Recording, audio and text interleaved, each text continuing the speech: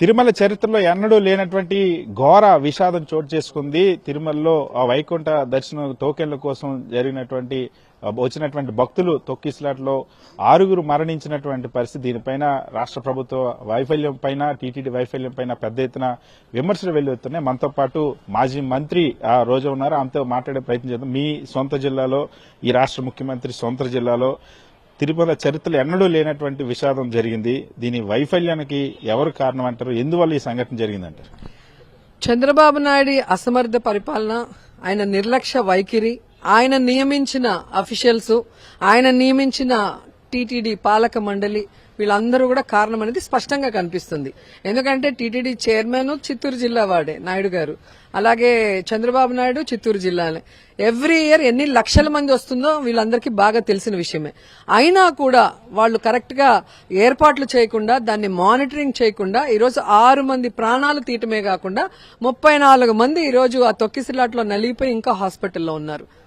అంటే మీరు అర్థం చేసుకోవాల్సింది, వీళ్ళకి ప్రజలంటే అభిమానం లేదు, ప్రజలకి సదుపాయాలు కల్పించాలన్నా వీళ్ళకి ఆసక్తి లేదు.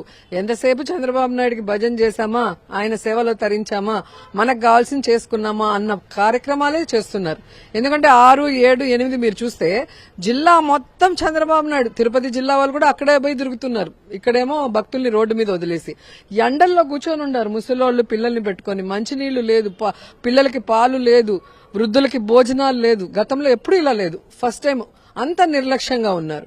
అండ్ ఏ విధంగా ఒక పార్క్ లోకి పంపించి అక్కడ లైట్లు కూడా లేదు, కనీసం అక్కడ పెట్టినప్పుడు లైట్లు పెట్టి డోర్స్ కరెక్ట్ గా ఓపెన్ చేసి కొంతమందిని పంపించాలి. పోలీసులు కూడా అక్కడ లేరు అంటే మొత్తము వీళ్ల సేవలోనే తరిస్తున్నారు.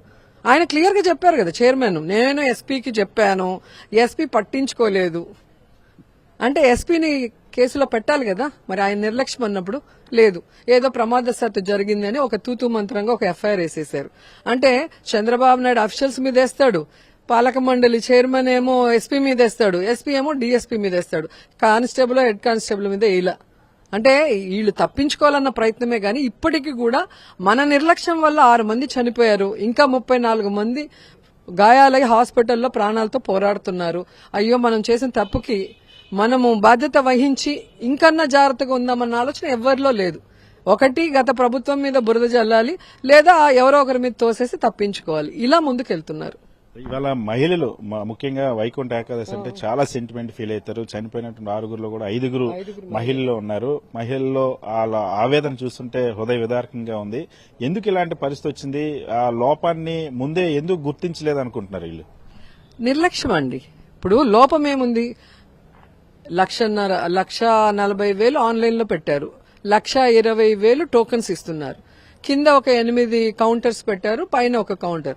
సో ఎక్కడెక్కడ కౌంటర్స్ ఉన్నాయి అని ముందుగా చూసుకొని, ఆ తర్వాత అక్కడ క్యూ లైన్లు ఏర్పాటు చేసుకుని దాంట్లో ఒక్కొక్కరుగా వెళ్తూ వాళ్ళకి కావాల్సిన సదుపాయాలు, పాలు, నీళ్లు అవన్నీ ఎక్కువసేపు వెయిట్ చేయాల్సి ఉంటుంది కాబట్టి సేఫ్టీతో పాటు చూసుకుని పంపించాలి. మనం గతంలో ఏం చేస్తామంటే, ఈ సేవకులు ఎవరైతే తిరుమల సేవ చేయడానికి వస్తారో వాలంటీర్స్, వాళ్ళ ద్వారా, అలాగే తిరుపతిలో ఉన్న లోకల్ గా ఉన్న వాళ్ళ ద్వారా, వాళ్ళ ప్రాంతాల్లో ఉన్న కౌంటర్ దగ్గర వాళ్ళు భక్తుల్ని స్ట్రీమ్ లైన్ చేయటం గాని, వాళ్ళకి కావాల్సినవి అన్ని అందించడంలో వాళ్ళు ముందుండేవాళ్ళు. కానీ ఇప్పుడు అదెందుకో తెలుగుదేశం పార్టీ, జనసేన, బీజేపీ వాళ్ళు నిర్లక్ష్యంగా ఉన్నారు. ఎందుకంటే అక్కడే భానుప్రకాష్ బోర్డు మెంబర్ కూడా ఉన్నాడు. మరి ఆయన కూడా బాధ్యత వహించాలి కదా. తిరుపతిలో ఉన్నప్పుడు, ఇంత పవిత్రమైన వైకుంఠ ఏకాదశి వస్తున్నప్పుడు ఏర్పాట్లు ఆయన కూడా పరిశీలించాలి. లోకల్ గా ఉన్న వాళ్ళ బీజేపీకి సంబంధించిన వాళ్ళందరినీ కూడా అన్ని క్యూ సెంటర్స్ కి పంపించాలి. అలాగే చంద్రబాబు నాయుడు వాళ్ళ పార్టీ వాళ్ళని, పవన్ కళ్యాణ్ వాళ్ళ పార్టీ వాళ్ళని అందరినీ పంపించుంటే ఈ ఘటన జరుగుండేది కాదు. పోలీసులు లేరు, వాలంటీర్స్ లేరు, సేవకులు లేరు, కార్యకర్తలు లేరు. ఇంకా జనాల్ని గాలికి వదిలేసి ఆ ఎండల్లో పడండి అన్నారు, నైట్ అయితే ఆ చీకట్లో పడండి అని వదిలేశారు. ఇది ముమ్మాటికి చంద్రబాబు నాయుడు, ఆయన నియమించిన అధికారుల వల్ల జరిగిన ప్రభుత్వ హత్యలోని చెప్పొచ్చు.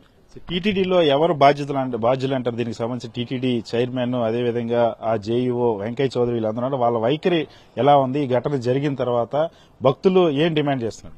వెంకయ్య చౌదరి అయితే నైట్ 11:30 వరకు కూడా వచ్చి చనిపోయిన వాళ్ళని కానీ, గాయపడ్డ వాళ్ళని చూసిన దాఖలాలే కనిపించలేదు.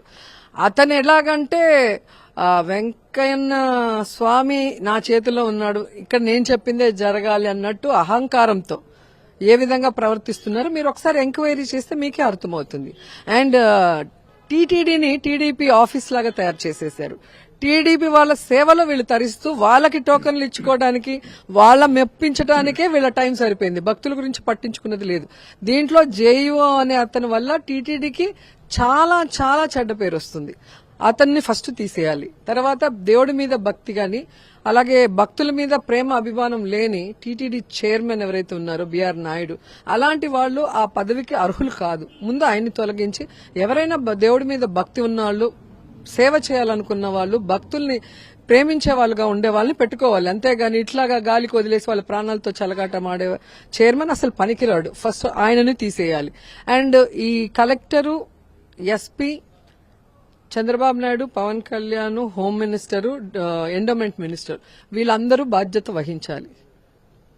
ఇవాళ పవన్ కళ్యాణ్ ఏం మాట్లాడతారు, ఏం స్పందిస్తారు, ఎందుకు ఇప్పటివరకు పవన్ కళ్యాణ్ స్పందించట్లేదని ఒక చర్చ కూడా సాగుతుంది. సనాతన ధర్మానికి సంబంధించి గతంలో డిక్లరేషన్ ప్రకటించారు. సో పవన్ కళ్యాణ్ ఎలా స్పందించాలని అంటారు? ఆయన మాటలకి చేతలకి సంబంధమే లేదు. ఆయన్ని నమ్ముకొని ఓటేసిన వాళ్ళు ఈరోజు నోరు కొట్టుకుంటున్నారు. మీరే చూసారు కదా, ఆయన పిఠాపురం మునిగిపోతేనే పోలేదు. పిఠాపురంలో ఒక అమ్మాయిని రేప్ చేసి చంపేస్తే పిఠాపురానికి వెళ్లి ఎవరినో తిడతాడు గాని మీటింగ్ లో ఆ అమ్మాయి కుటుంబానికి వెళ్లి భరోసా ఇవ్వడు, ఏ విధమైన సపోర్టు చేయడు. అలాగే మీరు చూస్తే లడ్డూలో ఏదో జరిగింది అని చంద్రబాబు నాయుడు అబద్దం చెప్తే దాన్ని భుజానికి వేసుకుని సనాతన యోధుడిని నేను సనాతన ధర్మానికి గాని భక్తులకి ఏమైనా జరిగితే ఒప్పుకోను అని తిరుపతిలో అన్నాడు. మరి ఇంతవరకు ఎందుకు రాలేదు? ఇంత టైం ఎందుకు పట్టుకుంది?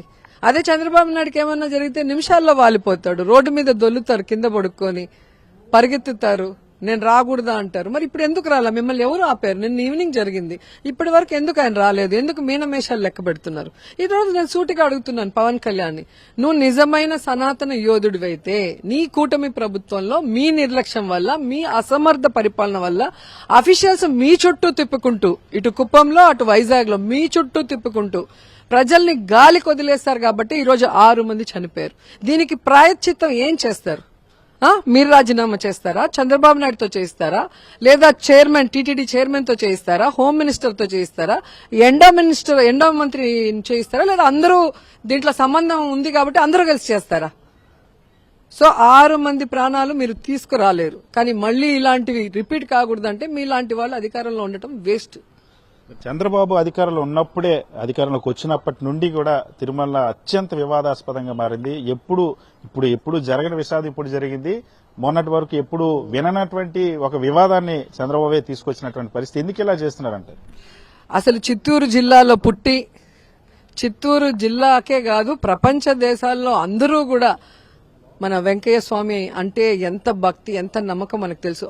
ఆ టెంపుల్ పరువును తీస్తూ, ఆ పవిత్రమైన లడ్డూ పరువు తీస్తూ ఇప్పుడు అక్కడ భక్తుల్ని చావుకి తోసేసి అసలు తిరుమలకి రావాలంటే భయపడే పరిస్థితులు తీసుకొస్తూ ఎందుకు ఇంత నీచంగా ప్రవర్తిస్తున్నా నాకైతే అర్థం కావట్లేదు. ఎందుకంటే మన ఆంధ్రప్రదేశ్ కి చెప్పుకోవడానికి ఫస్ట్ అందరికీ గుర్తొచ్చేది తిరుమల దేవస్థానం.